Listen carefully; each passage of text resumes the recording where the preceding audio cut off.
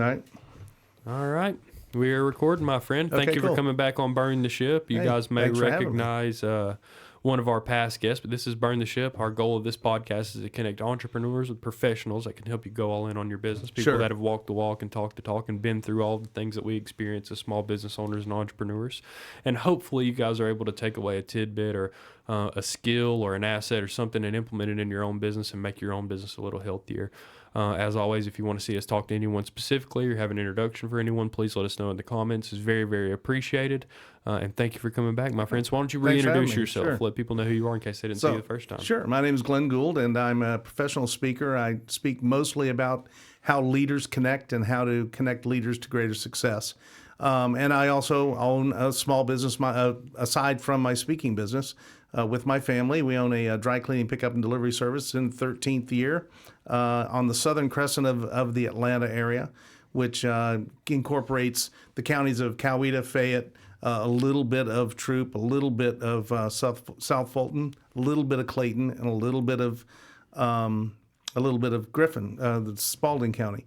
And since we last talked, we also acquired a small boutique linen service that serves restaurants, mostly closely held small restaurants that the big boys don't necessarily treat right or won't want to go to. And so we serve about 50 or 60 restaurants in the greater Atlanta area, everywhere from Alpharetta all the way down to Thomaston. So Yeah, and you have quite the experience, right? So you said 13 years in the dry cleaning world. What was before that? Well, before that, I was in the Chamber of Commerce industry, which kind of led, it was kind of a nice launching point for my speaking business. Kind of wanted to do speaking even before that, but getting into the chamber world, having something to say that was different than what everyone else was saying. Sure. And so I was in that business, worked at 3 different chambers in the United States and spoke at hundreds of chambers and, a dozen or so of the associations, the Chamber of Commerce executives, things like that. And then before that, my brother and I were in business, in the dry cleaning business down in Florida. Nice. So, and we got into that by being in the laundry business. We had purchased a couple of laundromats, and I've been a little bit of everything.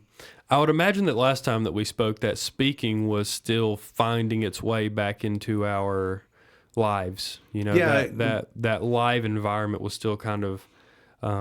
I guess people were kind of acclimating back to that slowly at the last time that we talked. So what kind of over the last 2 years, what's it been like? Has it been back in full force, or do you still feel like it's a little bit changed versus what it was pre-pandemic? Or I think that the speaking business in general is back. I think that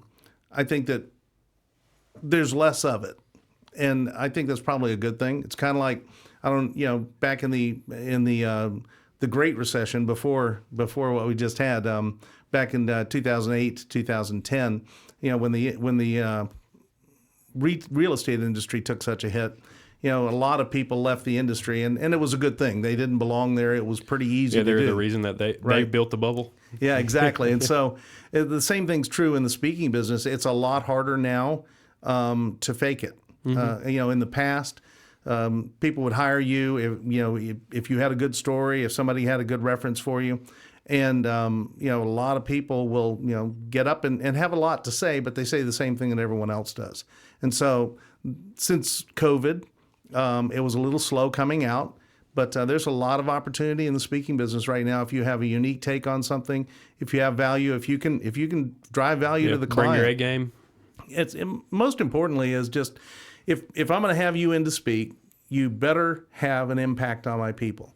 I better be able to prove something different has happened because you were here. We just didn't spend a couple hours laughing and joking, because if you want that, bring in an entertainer. There's a lot of them who do a great job. Yeah, that's for sure. No, that is for sure. And so do you think, and so you're mostly speaking for corporations, things like that, then I would imagine. So I'm still focusing a lot of business on the Chamber of Commerce end, but also speaking for companies.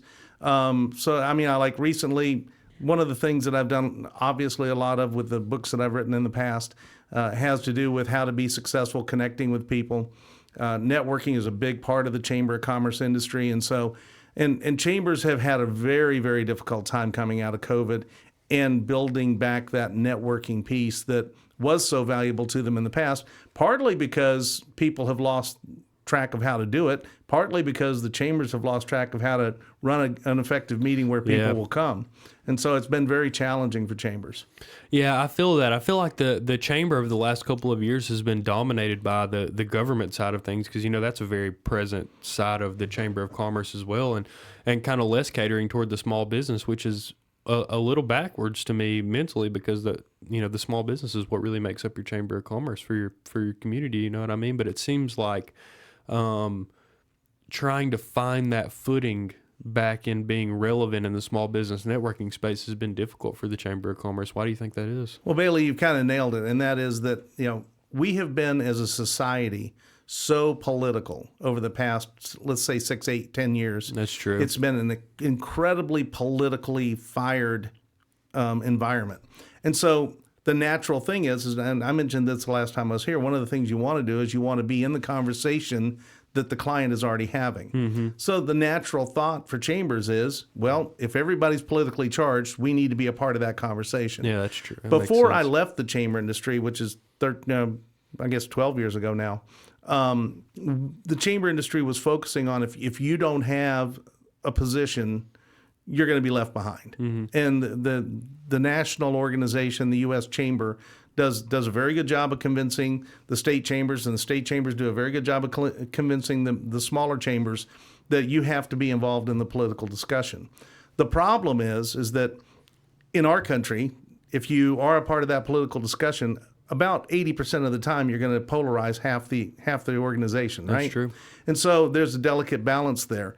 And because it takes so much effort and time to be a part of that, it's very, and it appeals to the larger companies. The larger companies pay a lot of the bills for the chambers, right?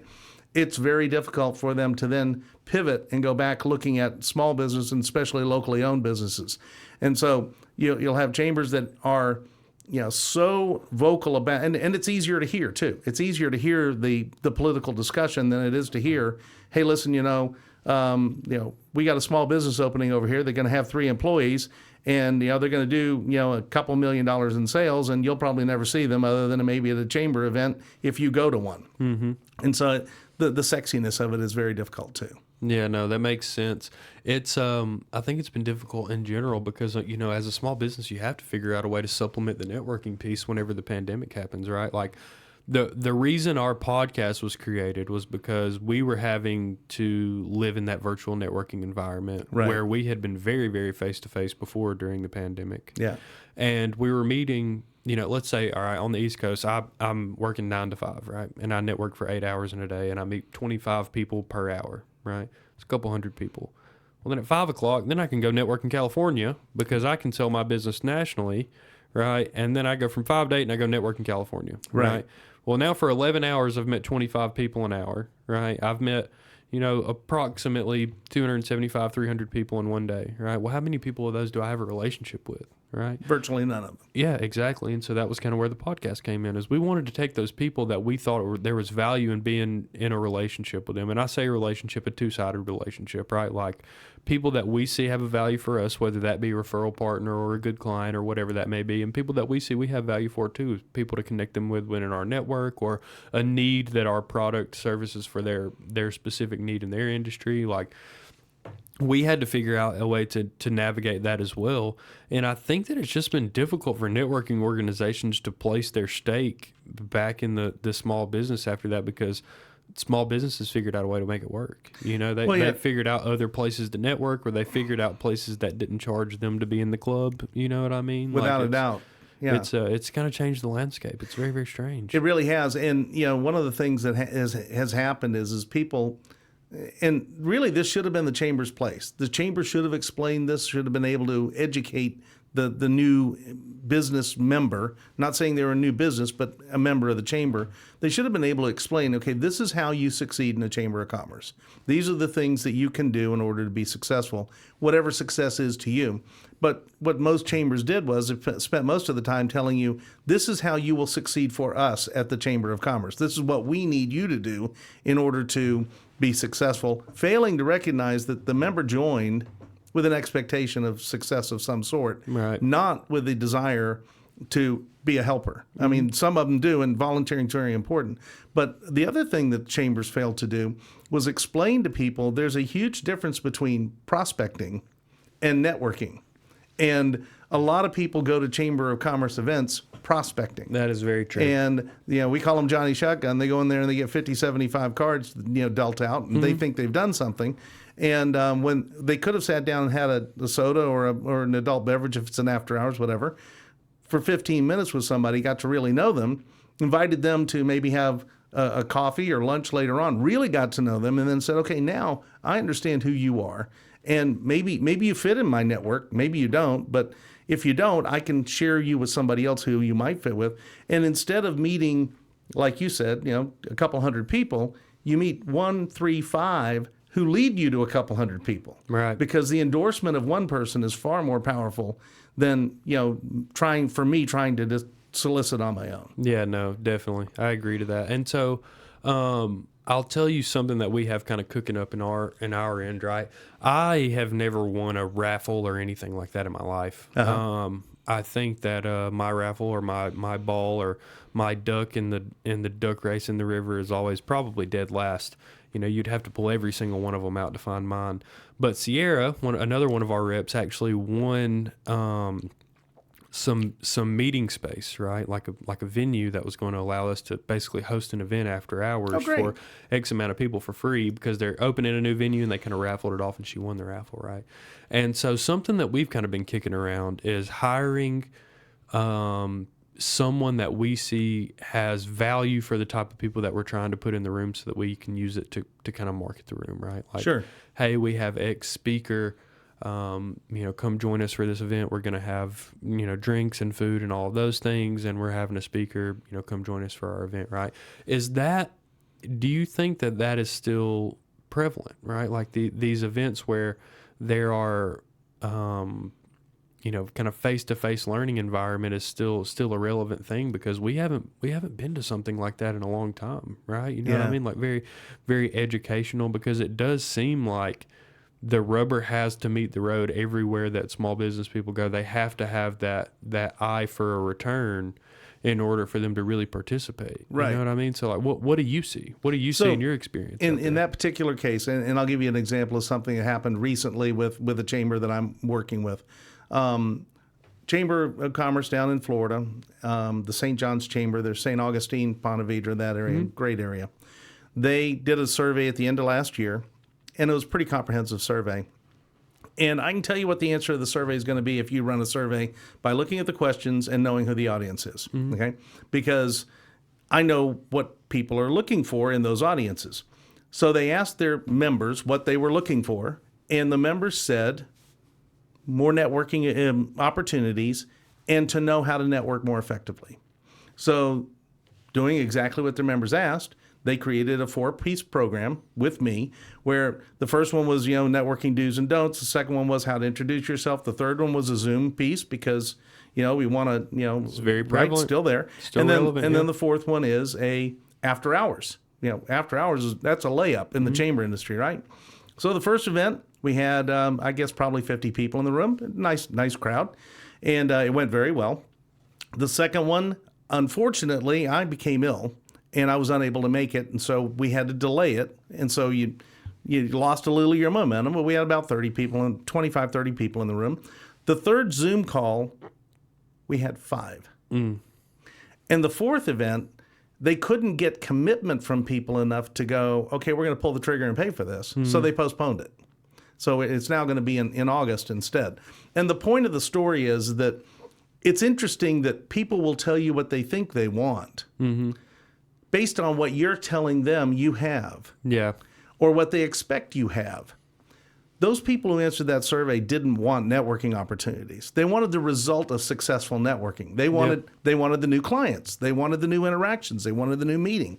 And so if going back to your question about the space, if you have a clear audience that is looking for something that you're going to provide, the first time around they're going to show up. Right. You're going to be able to get them there. if you do one thing, and that is a lot of people will send out a bunch of emails, send out a bunch of postcards, and think, okay, we've done our job. No, you need to do personal invitations. You need to be picking up the phone, calling up every one of your clients, going, hey, listen, we're going to do this really cool thing. We've got this person here who's going to going to do this particular thing, whether it's entertainment or education, whatever it might be. And we're going to have food. We're going to have food from a local facility that people know and love. An example would be, and I'm not saying this, but we're going to have the varsity food truck there. Okay, varsity food truck. Yeah, I'm going to show up, and you're going to have an opportunity to meet 30, 50 different people that are in your space, and you kind of describe the type of audience that's going to be there. They will come. They will come. Now, if you don't deliver, they'll never come again. Right. But if you deliver, they'll keep coming because you're giving them what they really want ultimately, not what they think they should tell you they want. Because the last thing anybody wants to do is say, I'm really struggling to get new customers. Right. No salesperson ever wants to say that, right? You don't want to admit that, right? But the truth is, we all are. Yeah, 100%. I mean, because if we're very successful at sales, we're still struggling to get new clients because we want to be more successful than we were. Right. And so it's just the nature of making sure that the audience that you have targeted is the type of audience that you're delivering a product that the audience wants. Yeah, that I struggle with that mentally because I want to create an opportunity that is valuable for people. Sure. You know what I mean? Like, you want to do something that people perceive as essential to the longevity of their small business. Right. You want to be indispensable. We have a networking event called SIP that we do, right? It stands for Strategy, Impact, and Purpose, and a little bit of beer. Propaganda. Is it you guys that put it on? Okay. Yeah, so it's us, our company, and we had a little over 100 people, 120 people last time that we did it. We've done it at Governor's Gun Club in Kennesaw a few times in a row, and it's really gaining some traction there. But the focus is on creating opportunities. Right. We're going to have 20 vendors. We're going to have 100 and something people here. You're going to have the ability to talk to people and create relationships with people that are in your network, right? The underlying thing about that event for me personally and for some of the other sales reps here, right, is that it creates zero opportunity for us. And the reason is because we market that event to people that we already have relationships with, right? We market it in B&I. We market it in to our existing client base. We market it to people that we have one-to-ones, the month or 2 months preceding that event. And it doesn't create any opportunity for us other than creating a better relationship with the people that are attending the event, right? And I wonder if other people are experiencing that same thing, right? Where it's like, oh, I know all these people in this room because I've been networking with the MP group for 5 years and I don't want to come to that event. And I'm trying to understand mentally what it looks like to create a fresh, lasting impression on small businesses these days, because it seems like so much stuff is going to fly by night. You know what I mean? It seems like so much stuff is moving at a different pace than it used to 3 years ago, that being valuable, I say this before, it's like, what problem does your business solve, right? Well, credit card processing specifically is like the ability to take payments and overcoming some of those fees and things like that. But something that I feel that my company does different than your average credit card processor is try to solve that universal problem of none of us have enough clients, right?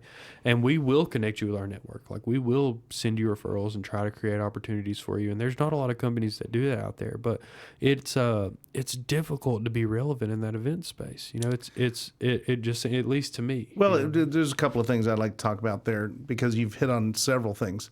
First of all, do you drink any type of soda? Yeah. What soda do you drink? I drink Sprite. Okay, so and I brought you a little gift to just kind of remind you of our time together. So you can drink your Sprite out of your your drink here, where you'll be reminded, who do you need to meet? Because that's kind of one of my catchphrases. That so nice. Was one of those things that I learned a long time ago. Who do you need to meet? So appreciate that. So here's the thing: Sprite advertises all the time, right? Mm-hmm. Do they need to advertise for you? No, not for me. Why not?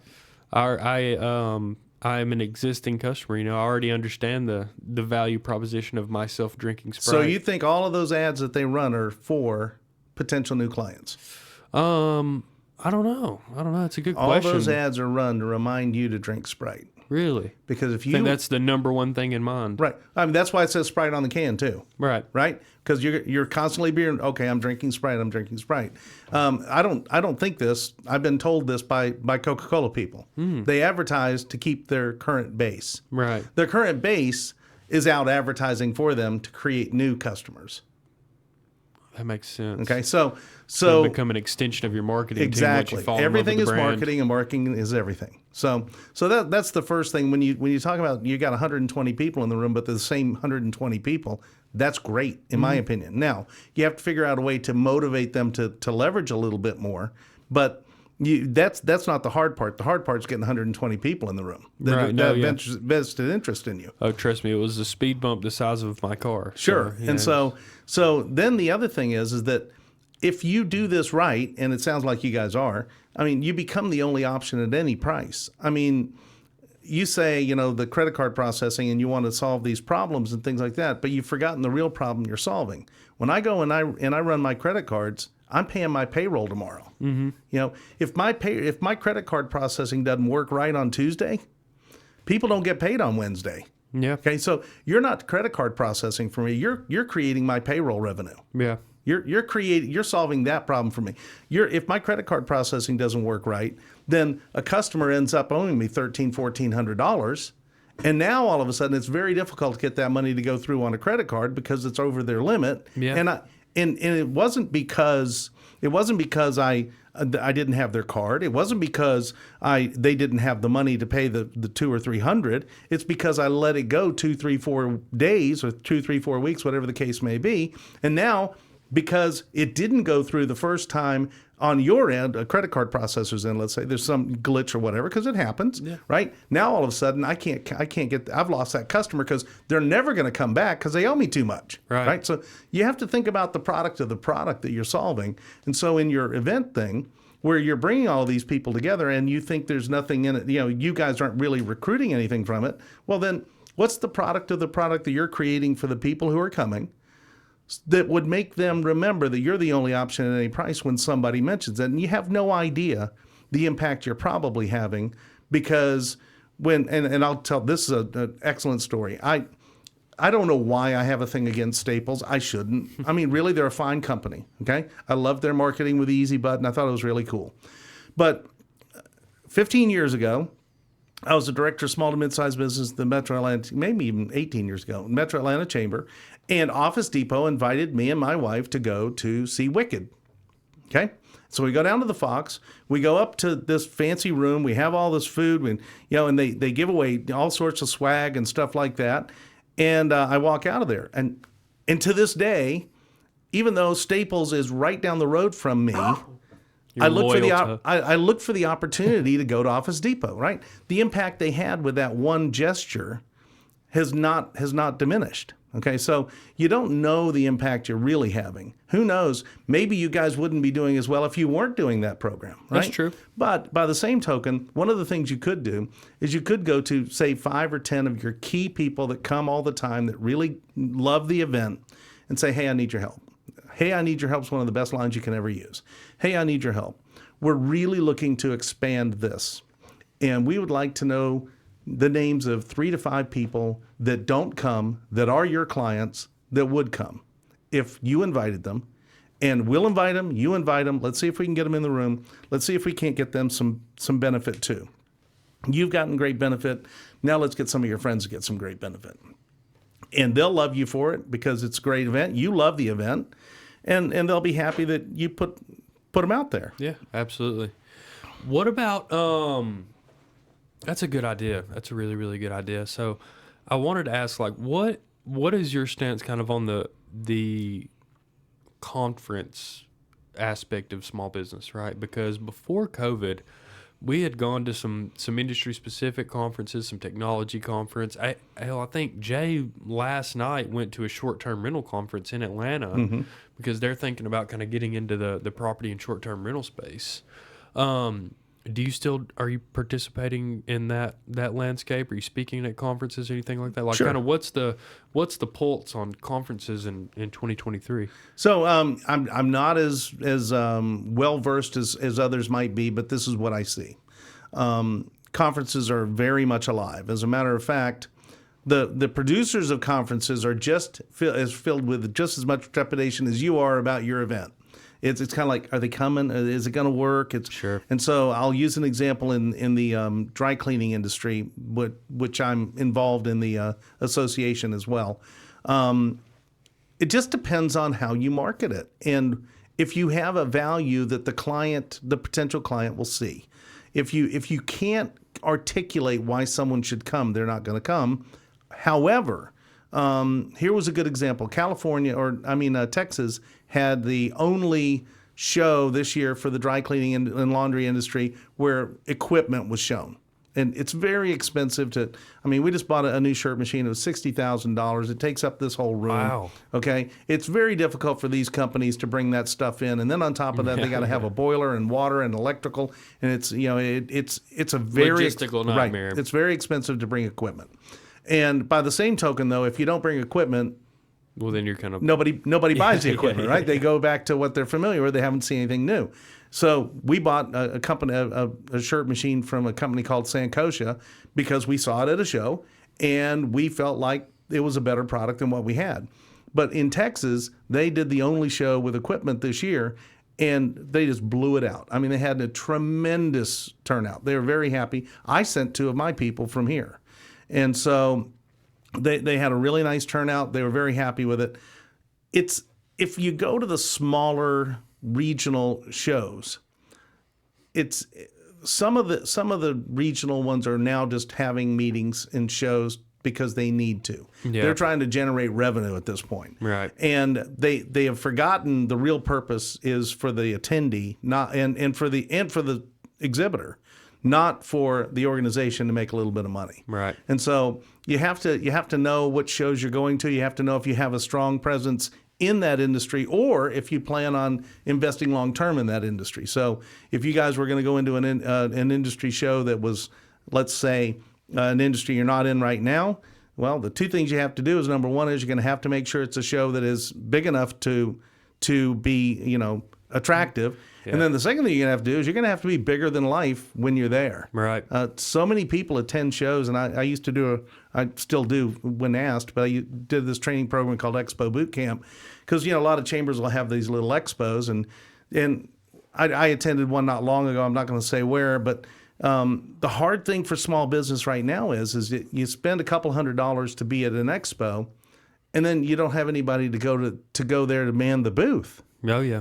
Because we've all kind of cut down to the bare marrow, and then on top of that, you got to spend all that money to have swag or whatever. And if you're not committed to really, being a presence, looking different than somebody else, having a reason for people to stop by your booth, and then the last thing I would say is that when it comes to that, so many people will have. And it was great you said the event center. So many people will have a freebie that has nothing to do with their business. Mm-hmm. Come by my booth and drop in your card for a 80-inch plasma TV, or whatever they are, right? Everybody's going to drop in their card because everybody wants to win a TV, but these people aren't interested in you. You're going to spend all that money to have that. You're going to spend all that money following up with these people only to find out they're not interested in you anyway.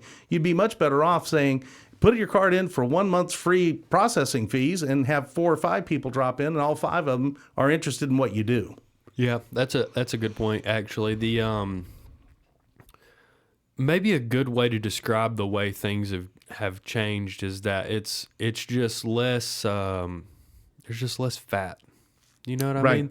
There's just less fat in the entire networking game. It has to be lean and mean and to the point, and people have to understand the value of what they are acquiring, where it seems like in the past that people would take a chance on it. It was more fun. It was more, I don't want to say socially acceptable. It's almost like the opposite. Like, it's not socially acceptable to not be at some of these places in the past, and it's just different now. And I think we're still trying to find our way and our value back into it as well, even though we never really took a break from it. But It just changed. It's just so different. What have you found difficult as far as the speaking and the professional speaking industry in general? Like, what have you found are probably the most different from pre-pandemic, and what have you found that's difficult? Well, one of the things that's been very difficult, and you mentioned something right there that I don't want to forget to point out, and that is, you said about it's been difficult. It used to be, it said more about you if you weren't there than if you are there. Exactly. And now you have to be there and be above what would normally be there just to say anything. Yeah. And so it's more difficult to make an impact than it used to be in the past. It's extremely challenging to get people's attention. People are I still think there's a whole lot of hangover from COVID. I think there's a whole lot of people that there's a lot of anger in our society. A lot of I got ripped off. Yeah. You robbed me of 2 years of my life. Yeah. And a lot of people haven't put that to bed. I think you can see that. And the sad thing, our electronic devices have become our network. And so we network through that, and we think we know people, and we think we can remember people. And here's a good example. I don't know. I think every community probably has one of these. We have one down in Peachtree City called the Peachtree City Bubble, and on Facebook, and somebody will type in, "I need a plumber," as if you don't know any of these people who are referring you to a plumber, and then I'll go on there and I'll say, well, Progressive Heating and Air and Plumbing is really, really good, but they don't know me. So right. what good does it? I mean, I'm just one of it's count them up, or okay, this is the last one. Great example of that is we don't do any print marketing with the exception of one barter program that we do. And the editor of that particular publication told me, it doesn't matter what anybody tells you when they say that they found you on Google. That's only because that's the last place they looked. They were already looking for you. They saw your ad, they saw your thing, whatever. They went to Google to find your phone number or they find your address. And then when you ask them, how did you find out about us? They say Google. Well, it wasn't necessarily Google. Yeah. Google has facilitated the connection. Yeah. And that's the thing that we used to do face-to-face is we used to facilitate connections. And I think that there's a whole lot of people who are very nervous about putting their name on something, recommending someone. And here's the weird thing. It's just as bad to recommend a bad client to somebody. That's true. Yeah, and so people are really poor at explaining what they want. Like we demonstrated with the I want networking events. So they can't communicate what kind of client they're really looking for. And as a result, they get crappy leads and they go, I'm not going to do any more of this networking. Please don't refer anybody to me. And what they don't understand is that they were the source of the problem. Yeah. They didn't explain to anybody what they really were looking for. Yeah, that makes sense. What how do you see things going forward? What if you had to give a soft prediction about what the next couple of years look like for small business? What would you say? Well, unfortunately, we're about to enter another election cycle. So, and it's going to be just as tumultuous. Small business reaps they reap the downside of that early, right. And then as there's pretty much never an instance where the economy slows down after the election for X amount of time. So I guess the market and small business will kind of reap some of the benefits of that at post. But yeah, that cycle is always there, no matter who's running. No, it doesn't matter who's running. It's the attention suck that happens and the negativity that comes in the and so unfortunately and there's all sorts of stories about these types of things, but unfortunately what will happen is that a lot of small business people will pull back. They'll stop going out networking, they'll stop marketing, and the ancillary impact on that on the providers of that will start to feel it, and people will start to get pretty negative, and then they'll listen to the news and they'll listen to the radio and they'll look through their TikTok or their Instagram or whatever and see all these people going crazy and yelling and screaming and running for the police and whatever, airplane crashes and all the things you can watch, right? And you become pretty disenchanted. And so somewhere around summer next year, it'll be at its bottom. And then probably around October, November, you'll start to have a little bit of an uptick. And then once the election happens and people know what's going to happen, they'll go back to work. And that'll be the cycle.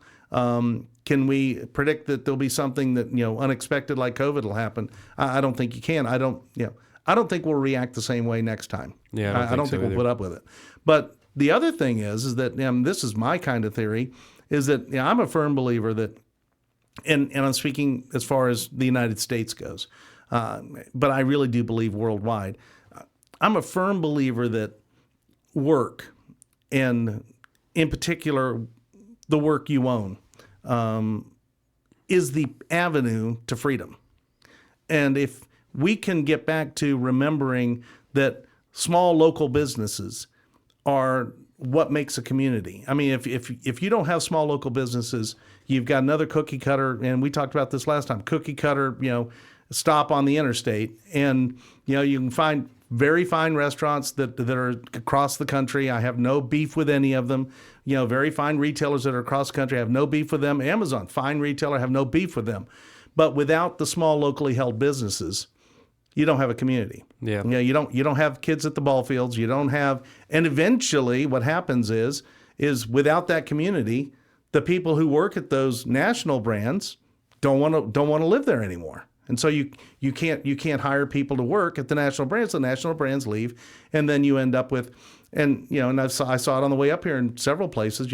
Strip centers that are empty and overgrown, and there's plans to build something, but they haven't done anything yet because nobody knows that the people are going to stay. Yeah, no, that's for sure. Whereas, with our business, we just invested in, new equipment and things like that. And I mean, we don't have a choice. We're staying. We have to stay. And I think you burned your ship. That's right. We burned the ship. Absolutely. Thank you for the reminder. And, in doing that, I mean, we had been talking about possibly selling and possibly moving back to Florida and all these different things, but we burned the ship. We said, we're here for the duration. We're going to build this thing to where it works. And that's what small locally held businesses do every single day. Large, once again, large retailers, large restaurant chains, things like that, all the chain people, they have no qualms whatsoever cutting losses, losing money to get out of a bad deal, whereas I don't have an option. Yeah. The only way out of my bad deal is in bankruptcy court. Yeah. I mean, that's it. And then I'm not going anywhere. I'm going to be a greeter at Walmart or something. Yeah. But I think that the avenue for whole societal change is through small locally held businesses. I think that's where I was taught how to treat people. That's how my parents obviously had an impact. But when you go and you work for your own money and you have a boss who's telling you this is the way you'll do things and it works, that leaves a message. Yeah. And I don't think we have very much of that anymore. No, I agree. Well, I appreciate you coming back on, my friend. Well, I appreciate you having me. The conversation is always great. If you had to give the small business people that you're talking to behind the camera a piece of advice to hold on to until you make another appearance on the podcast, what would you leave them with? I'd probably tell them that the most important thing they can do is identify exactly who it is that they are there to serve. I was listening to I had a networking meeting with a lady recently, and she turned me on to a book. And I can't remember the exact title, but I think it's something about competing against luck. And the whole concept behind the book is, what job are you trying to solve for your client? And so, like, for example, I was talking with, I think it's Chris, and he was telling me about how he hired someone to do some cleaning at his house, and house cleaners don't want to do laundry anymore. But the one job he really wanted done was his laundry. He loves to brag about getting his house cleaner to do his right. laundry, So, by the way. Right. But that was the job that was really there. The house cleaning was incidental. All right. And the job that needed to be done was, I need to win at this one thing. I need to win at getting a housekeeper to do my laundry. Right. And once you start looking for the job that the customer is looking for, I think everything changes. We're not in the dry cleaning business. We're in the confidence business. Our clients, they need to know that when they walk into their closet, the garment's there, the garment's right, it was cared for carefully, and that if there's something wrong, that we're going to stand 100% by it. But more importantly, that I can put it on and go now and be confident in the way I look and feel. Yeah. And so if we can't deliver that, then we're just a dry cleaner. And that's the most important thing. You got to find that one differentiator and just keep hammering it. Yeah, no, keep hammering is a good piece of advice in itself, my friend. And I definitely think burning the ship's a good idea. Yeah. If you're in business right now and you're not committed, get out. If you're not committed, get out. Or get in all the way and burn the ship. So it's not a bad time to own a small business. oh, it's a great time. It is a great time to own a small business because you have a lot of help. Yeah, well, and the other thing is everybody. I mean, think about it. Everybody right now, if you see something new happening, you see it. Because we've been so used to not seeing new stuff. Yeah, that's for sure. That's for sure. And people kind of ride the fads. That's right. You know what I mean? It's been popular lately. So yep. There's stuff that works. You know, industries are growing margin again. We're experiencing some inflation right now, but I hope that we will not be experiencing that to the degree we're experiencing right now forever. And commit.